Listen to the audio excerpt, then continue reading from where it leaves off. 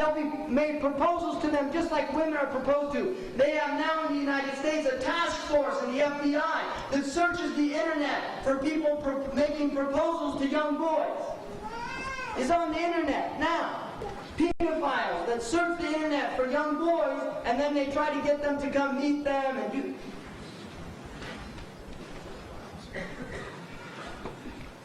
وعند ذلك يتحلى ذكور أمتي بالذهب والفضة. You'll see the males of my ummah wearing jewelry of gold and silver. Not rings, but necklaces and bracelets.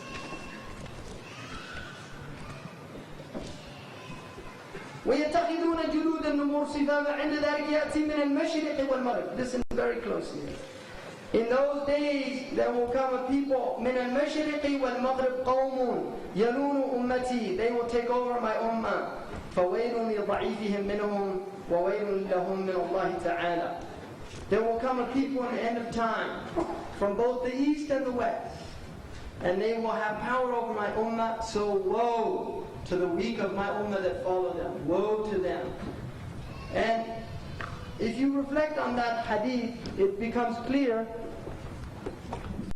that people that come from the east and the west by the urf of language, the only place that falls in the east and the west now is America. Because the east, in America, you go to Japan, many businessmen go to the Middle East by way of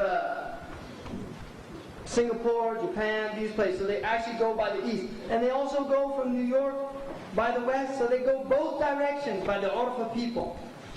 Qawmun, one people, come from the east and the west at the same time.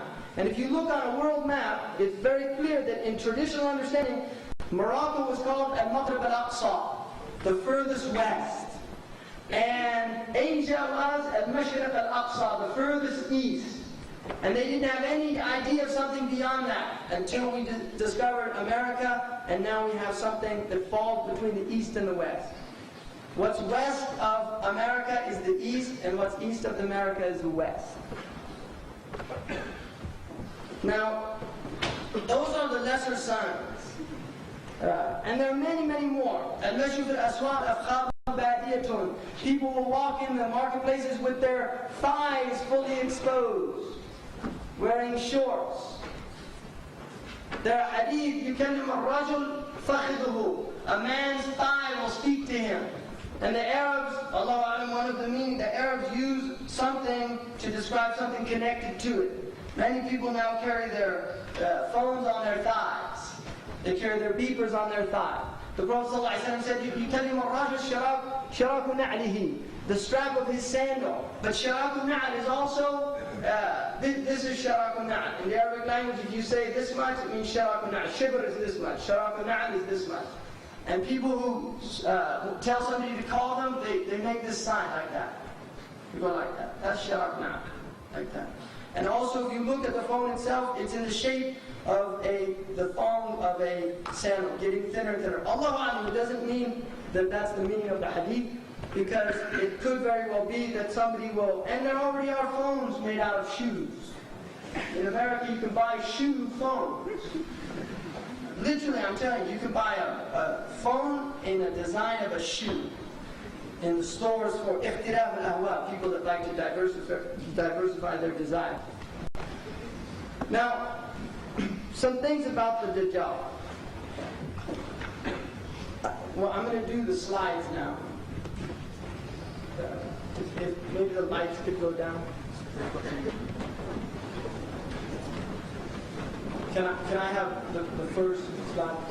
The lights have to go off. Yeah, he said he got somebody down there. I just want to give an example on this. That one of the meanings in Arabic of Dajjal, and I'm a Sunni Muslim, and I believe in the outward of the hadith. I don't like to make interpretation. I mean, I don't have the authority to do that. But I believe in the outward of the hadith, and so I don't think that the Dajjal, in its ultimate manifestation, is a system, although I think that there is a Dajjalic system. In other words, there is a human being who is a Dajjal. But there's also a system and there's a land, and I'll show that in a second, of the Dajjal.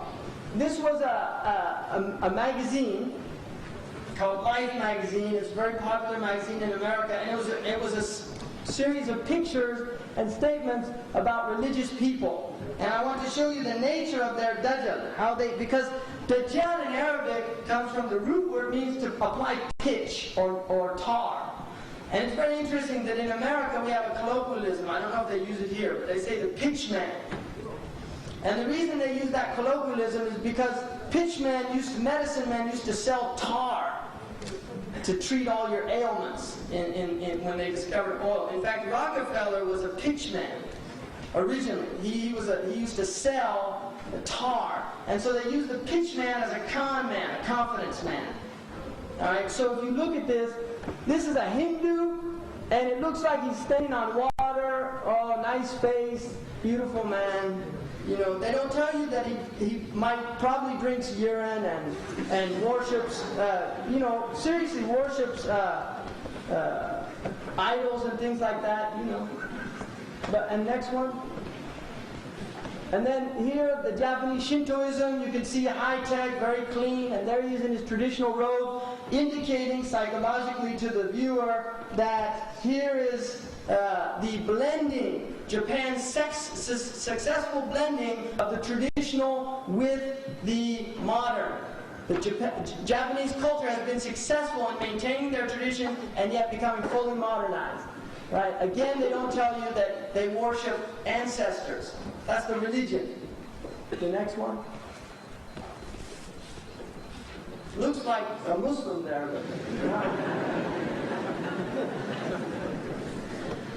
The Pope, the Pope is shown here, very devotional person. Next one.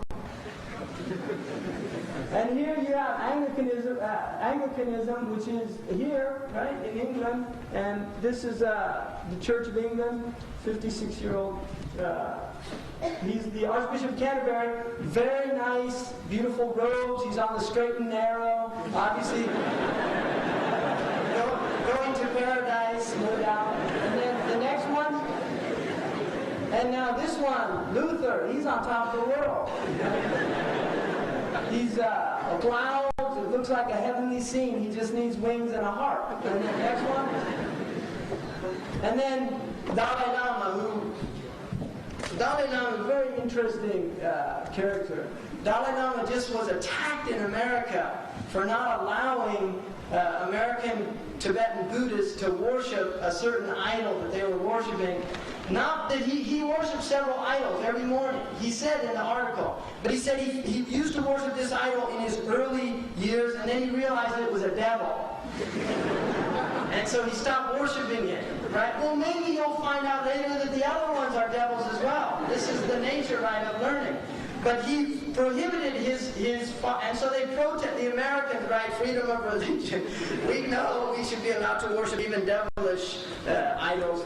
So you can see him there. He's, the Dalai Lama, when he was young, growing up in the monastery in Tibet, he was addicted to Western movies.